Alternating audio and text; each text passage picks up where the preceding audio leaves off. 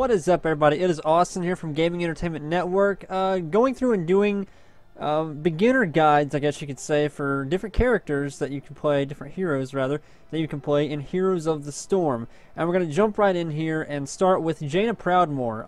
Jaina is a ranged assassin. Here she is right here. And so her main thing is going to be doing damage primarily to heroes, and, doing it from a distance, ranged assassin. So we're going to jump in here to her abilities, and I'm going to kind of explain these and what they're for. You have Frostbolt, which it just shoots one bolt unless you upgrade it. It shoots one bolt, and you can determine where that goes. Blizzard is more of an AoE attack that you can, put down on the ground and it rains freaking ice, snow, whatever. But you can, set where that's, hitting. Cone of Cold, this is another AoE attack, but it is like, a cone relative to where you are, so you can't do it and set it to go out somewhere. It's relative to where you are.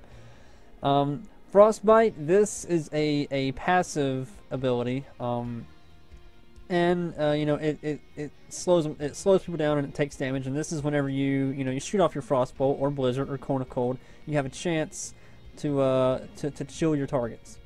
And then you have the heroic abilities. Ring of Frost. This is pretty much this ability. You can set it wherever you want. It and then it either freezes them, that roots it, or does damage. And I say and or it can. This trait can be upgraded to do more damage or root them for longer, stuff like that. And then you have Summon Water Elemental, which that's pretty self-explanatory. It summons a water elemental, and you place where it goes, and it's got like an area that it can attack in. So those are your abilities. And now we're gonna kind of go into traits. We'll still be talking about abilities, but we're gonna go into the talents rather, and talk about kind of what you need to do in what situation. So at level 1, these are your options. Most of the time, what I would suggest doing is the passive ability Conjurer's Pursuit, and this will as you grab like the health orbs, it gives you like a permanent increase in mana regeneration, and this is very, very, I think, at least for the way I play, this is almost like the most critical thing in my opinion, because it doesn't matter how much, like this Winter's Reach, it increases the range, or Deep Chill increases the slow amount, or Lingering Chill increases the duration. These sure you could use, but as you get these other talents, or just as you're using your abilities, you're going to find out that if you can't use your abilities, you're not very effective. And you need mana to use those abilities. So Conjurer's Pursuit is something that I always go with, because these, who cares if I increase the duration by 2 seconds of the chill effect? Like, sure, that's, of course, any of these are helpful, sure, but the most helpful is the Conjurer's Pursuit, because we're going to go here to level 4. With this, I usually choose Snowstorm, because it allows me to increase the effective area of what Blizzard is doing. And I find this helpful because if you're going to be fighting heroes a lot of times, but you're also going to have to do some siege damage to the towers and everything. And whenever I have Snowstorm, that radius increases to a point where if I put it right in the middle of like the gate and then the 2 towers, it can hit all 3 of them. And that's very good, because you're doing damage to all 3 of those things, trying to get them down quicker, and that's that's a good thing. Frost Shards, I've only used this one time, but it pierces. It pretty much goes through a target, and then it can hit another target that's behind them or whatever. So you can line that up to do some damage that way. I find Snowstorm to be effective in more situations than Frost Shards, so I never really use that. I mean, you have Arcane Intellect, and this can kind of help with your mana regeneration, but I don't know. I don't use that either. And then Envenom. This I've used before, because it's just another ability that you can do, that you can tag onto somebody and it does damage over time. that can be useful too. So I would suggest either Envenom or Snowstorm for this, because you know those are the ones that are going to be giving you the most damage, and has, you know, more situations that it's most useful. All right, I'm gonna go to number 7, or you know, the trait for level 7. This one increases area and cooldown reduction. That's the one that I usually go with. And then Frostbitten increases damage bonus. I've never used that one. I've felt no need to use that one. This is a passive ability, blocks heroic basic attacks and slows enemies. This would be pretty very useful if you have a very hero aggressive you know, team that you're going up against, and they're just freaking slaughtering you. This could be very useful, just because you know, this could be life or death, and that's if you're at a team where you're in a team where you're at a very, very bad disadvantage. This could be make or break for your survivability. Maybe there's not much promise there. And then Ice Lance reduces cooldown on chilled targets. That one I don't use either, gonna be honest with you. But let's look at it. The cooldown of Frostbolt is reduced by 2 seconds if it impacts a chilled target.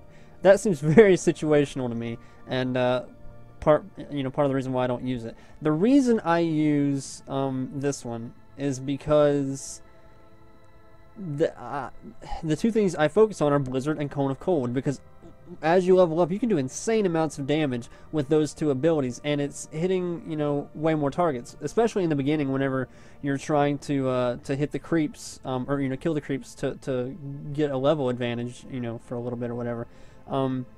That helps a lot, and especially whenever especially if your team's not cooperating or something, and you want to hit like the siege camps and stuff like that. You can solo those with no problem, because you're just hitting all the enemies, you know. Especially if I do the heroic ability for the water elemental, it's like summon that, do Blizzard, do the Cone of Cold, you know, throw out the little frostbolt thing or whatever, whenever that's off cooldown. But it's like in a matter of, you know, 5, 6, 7 seconds, you can have that entire siege camp down, which that's very important if your team's not cooperating, which unfortunately is probably half the time. So I choose that because you know, the cooldown's shorter, and it's, you know, got a wider area that it can hit. This one is the heroic abilities. Ring of Frost, I've done some, but I normally go with the water elemental, just because it's doing like especially if I'm fighting creeps or something, or you know, at the towers or whatever. If I summon an elemental, it's like they all flock to that. And so it's like I can still stand back here and do my damage while my elemental is also doing damage, but it's also soaking up the damage, and that's more time that I have that I can be doing damage and not being hit by stuff, because they all flock to the elemental, which is nice. But Ring of Frost, if you want to use that, it also does damage, and you can put talents in it to do more damage, and also roots your target. I really suck when it comes to aiming this kind of thing, though, for whatever reason, especially if the targets are moving towards me. Now, if I have to throw down Blizzard or do the Cone of Cold or something, it's like I'm great with that. But whenever it's like, because you're gonna root somebody if they're like coming towards you or something like that, and I have a crappy time trying to aim that. But it does work good on creeps too. I just find more use for my personal playstyle with the water elemental. And going to the level 13 trait, we have Stormfront, increases cast range. This is an active ability, gain invulnerability and chill enemies. Then we have reduces cooldowns and mana costs. And then we have activate to increase move speed. Now these are all 3 active abilities. I tend not to go with those. I want to, and I don't know if it's because I want more simplicity or whatever, but I want more damage to the abilities that I'm trying to beef up. To just, whenever I come in there, I can just freaking wreck whoever I'm against, because I've built up my main abilities so much to where it's just like I'm in, boom, boom, they're dead, and that's it. And I like that. So here I'm going to go with increases cast range. This kind of helps my survivability, because I can cast this from farther away. It's not a direct damage increase, but if I can cast this, let's say I'm at the enemy gates, and you know, the towers and the gate there. if I can cast this at a distance to where I'm not being hit by stuff, it increases survivability, and even if there's enemy heroes there, I can just cast it from farther away and just, get the hell out of there, and it usually works out okay. So I choose that one. For number 16, I'm going to go ahead and say it. I do this one as well. Adds an additional wave. Just more damage that's being done. But then we have increases enemy damage taken. That's for Cone of Cold. Also very good. Use this on several occasions, but and that could be argued to have more utility than this one. But experiment with those two first before you go on to these. This will make Cone of Cold root a target for 1 second. Not that useful to me because 1 second's not that long. And a lot of times they can just freaking mount up and come back and get you. So, but if in situations where you need to be rooting these people, go for that one. And this one, this is a trait. Ability damage dealt gives Jaina shields. I don't use that one. Seems like it'd be nice if you're in a sticky situation, but for the amount of damage that these two can potentially give you, I can't think of many situations. I can't think of any situations where this would be better than these two. I guess if you're trying to be a little more defensive in your strategy, I want to beef up my damage as much as possible. And I've never found that to be a problem with this particular hero, because sure, she's squishy, but she has so much utility that you can get out of that, or it's a matter of you're not usually in the very front lines of the battle anyway, so it's not that big of a deal to, if you get low in health or low in mana, you can freaking back away and hearth back to the to your base if you need to. So I don't really try to increase my survivability, because on squishy heroes they're gonna be squishy, and sure, I can sacrifice damage for more survivability, but the strategy should be shifted in a way that, hey, don't put yourself in these situations where you're gonna have high survivability. Focus on your damage, and then position yourself in a way to where you're not in much danger. If you're able to cast from a distance, and even with some of these talents at a farther distance, then you increase your odds of being able to get out of there whenever you can see that you're about to be overwhelmed. So I don't really try to focus on survivability. If you're having trouble with that and you're dying all the freaking time with Jaina, maybe experiment with this one, but I would suggest going with one of these first. Primarily this one, just because it adds a third wave to your blizzard, which, if you've got the talent to increase the radius or whatever, maybe stick with that and see it through. And for the final level that we can get a talent on, this one, more times than not, doesn't matter, because the fate of the match usually by this point is already, pretty well established. So these are usually an afterthought to me, but we'll go through them anyway. Cold Snap, secondary frost explosion occurs. This would be if you, of course, have the heroic ability of the freaking, what was it called? Sorry, Ring of Frost. There'll be a second explosion. This is, of course, if you have the water elemental, and increases the cast range of elemental mimics basic abilities. Yeah. I have to read that one, sorry. Anyway, this is the one I usually go with. Like I said, these are all afterthoughts. I really don't even pay attention to these, because more times than not how the match is going before you even get to level 20. And this one, activate to increase spell damage and restore mana. I use this one if it's freaking hairy, and in the scenarios where it's not clear who's about to win this shit. I use this one because, if you need to rush them, freaking do this. Pop off your elemental and your blizzard and your cone of cold and your frostbolt if you need to. Like, you're having to blow everything. This is a good ability where you can activate this and then just like freaking wreck them. That's mostly what I use this for. If I even just want more of an advantage. If I'm having to do a lot of solo stuff because either the team's not cooperating or they're off doing something else while I'm trying to kind of push this other objective over here, I usually choose this one for that, just because I need more survivability.